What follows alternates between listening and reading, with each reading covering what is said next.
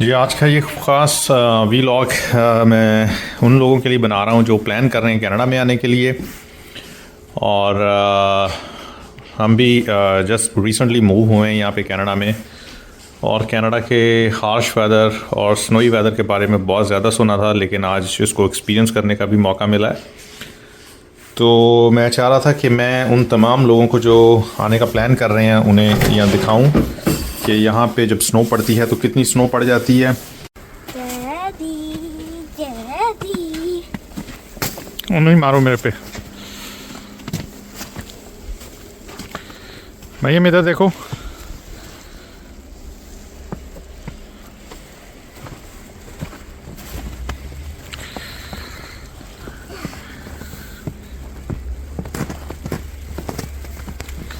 Slip नहीं होना। नहीं होती।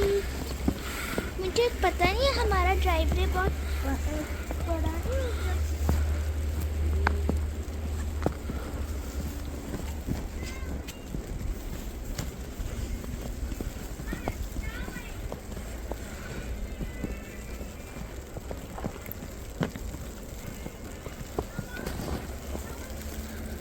मरियम स्लिप नहीं हो जाना, मैं आपको फिर कह रहा हूँ।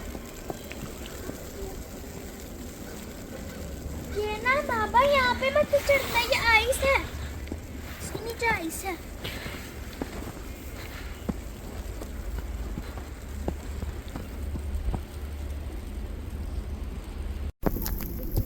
इधर देखो।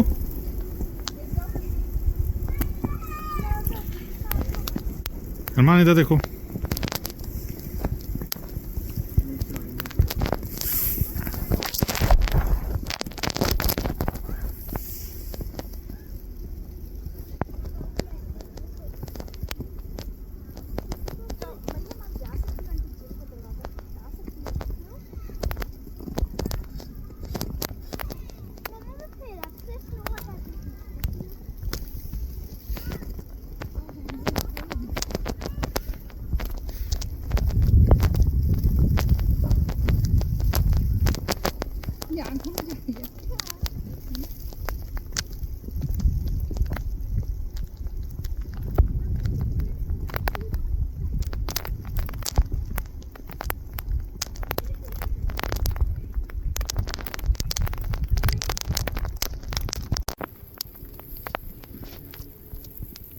डैडी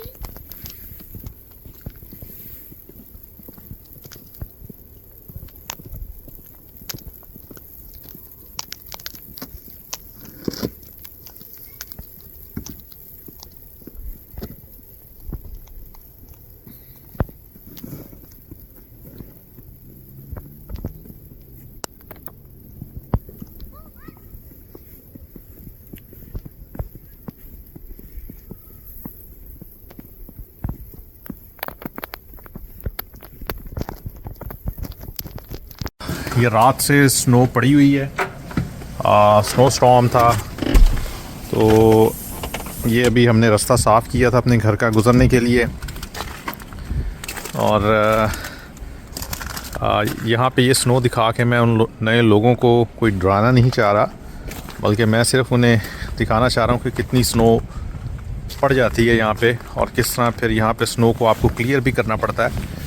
क्योंकि अगर आप स्नो को क्लियर नहीं करेंगे तो ये वो आइस की फॉर्म में हो जाएगी, फिर इसको क्लियर करना बड़ा मुश्किल हो जाता है। बाकी ये है कि अपना यहाँ पे जो फैसिलिटीज़ हैं वो इस तरह की हैं कि आपको फ़ील नहीं होता घर के अंदर किसी तरह से भी आपको कोई मुश्किल नहीं होती। कोई बिजली का मसला नहीं है, कोई हीटिंग का मसला नहीं है। और ख़ास कर यहाँ पे जब होता है कोई स्नो स्टॉर्म का आने का होता है तो पहले से लोगों को बता दिया जाता है, और आपके स्कूल्स, आपके ऑफिसेज़ वगैरह बंद कर दिए जाते हैं, और लोग पहले ही अपना सारा जो है ग्रोसरी वगैरह जो भी करनी है वो चीज़ें ले लेते हैं ताकि कोई मसला ना हो। और बाकी यहाँ पे जो गवर्नमेंट है वो स्नो को क्लियर करती है। जो भी रोड्स हैं पहले मेन रोड्स क्लियर कर देती है, फिर बाकी जो रोड्स होते हैं उनको क्लियर करती है, और किसी तरह का कोई इशू नहीं होता।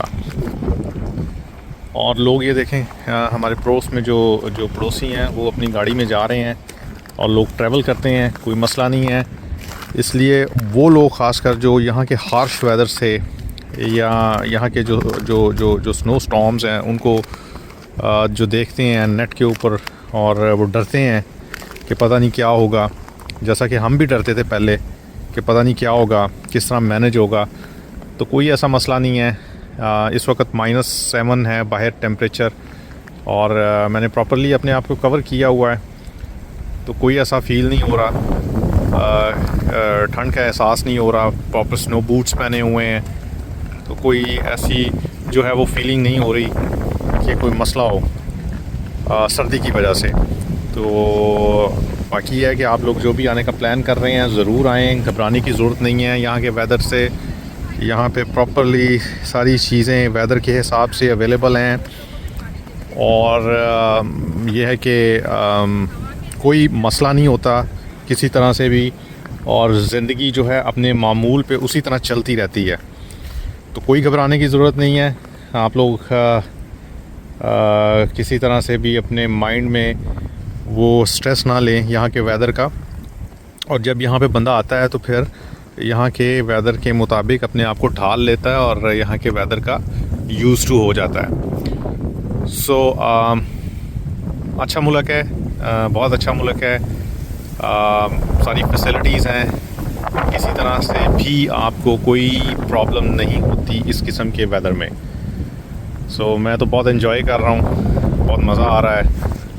ऑफिस जो था मेरा क्लोज़ था, कल घर से बैठ के काम कर रहे थे हम, तो किसी तरह से आपका काम भी इफ़ेक्ट नहीं होता और ये भी नहीं होता कि आपको इस तरह के कोई स्टॉर्म में ऑफिस जाने की ज़रूरत पड़ेगी, क्योंकि यहाँ पे वो लोग इस चीज़ को समझते हैं और ऑलरेडी आपको बता देते हैं कि इस तरह के हार्श और एक्सट्रीम वेदर में आपको आने की ज़रूरत नहीं है।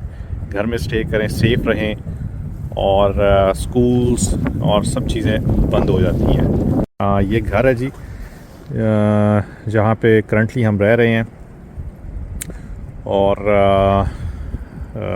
ये सारी स्नो हमें साफ़ करनी पड़ी है, क्योंकि अगर नहीं साफ़ करेंगे तो फिर मुश्किल हो जाता है गुज़रना। और जैसा मैंने पहले बताया, अगर आप नहीं साफ़ करेंगे तो with the passage of time ये हार्ड हो जाएगी और फिर ये इसको क्लियर करना बड़ा मुश्किल हो जाएगा। तो अभी भी देखें जी स्नो पड़ रही है, और ये मैंने इसको साफ़ करने के बाद एक और चीज़ आपको बताता चलूँ। इसको साफ़ करने के बाद फिर मैंने यहाँ पे नमक डाल दिया है। स्पेशल रोड सॉल्ट मिलता है यहाँ से, उनके बैग्स होते हैं रोड सॉल्ट के, वो फिर मैंने इसको डाला है ताकि एक दफ़ा जो मैंने इसको साफ़ कर दिया, जो फर्दर स्नो भी अगर पड़े तो फिर वो अब यहाँ पे मेल्ट हो जाए। तो यहाँ पे रोड्स के ऊपर भी वो स्नो डाल जाते हैं। ये रात में ये रोड को साफ़ करके गए हैं, लेकिन चूँकि स्नो कंटिन्यूसली पड़ रही है अभी, तो ये फिर स्नो हो गई है रोड के ऊपर। लेकिन ये फिर मेरे ख्याल में वो ट्रक वगैरह आएगा स्नो क्लियर करने वाला, और फिर नमक वगैरह डाल के जाएंगे तो ये रोड को वो क्लियर कर देंगे। बाकी यहाँ पे स्पेशल गाड़ियाँ हैं, स्नो टायर्स होते हैं गाड़ियों के, जो आपको विंटर में आपको चेंज करने पड़ते हैं, और वो उनकी स्पेशल ग्रिप होती है जो आपको स्लिप होने से रोड के ऊपर बचाती है। तो किसी तरह से भी घबराने की ज़रूरत नहीं है। कनाडा में आएँ और यहाँ के ये वाइट वेदर को और स्नो को एंजॉय करें। अच्छा ये देखें, ये स्नो क्लियर करने वाले आ गए हैं, ये स्नो क्लियर कर रहे हैं, ये रोड से हटा रहे हैं। इसके बाद एक और ट्रक आएगा जिसमें सॉल्ट होगा और वो सॉल्ट फेंकता हुआ जाएगा रोड के ऊपर। ये स्नो क्लियर कर रहे हैं, लेकिन अभी ये के साथ फिर स्नो पड़ रही है, लेकिन ये क्लियर कर रहे हैं उसको। और फिर ये सॉल्ट भी डालेंगे यहाँ पे। सॉल्ट से ये है कि फिर स्नो जो रह जाती है रोड पे थोड़ी, वो मेल्ट हो जाती है। तो ये कि गवर्नमेंट जो है वो पूरी कोशिश करती है कि जल्द अज जल्द जो है वो रास्तों को खोला जाए और रोड क्लियर किया जाए।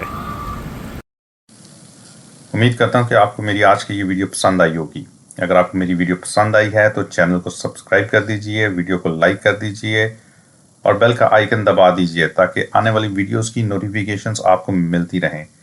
क्योंकि आने वाले दिनों में मैं और वीडियोस बनाने वाला हूँ, खासकर इस बात के ऊपर कि अगर आपका पीआर कार्ड एक्सपायर हो चुका है, आप कनाडा से बाहर हैं और आप कनाडा की रेजिडेंसी एप्लीकेशन मीट नहीं कर रहे, तो फिर आप कनाडा में कैसे आ सकते हैं और दोबारा वापस आके अपनी पीआर को कैसे रिस्टोर कर सकते हैं। तो चैनल से जुड़े रहिए। अल्लाह हाफिज़।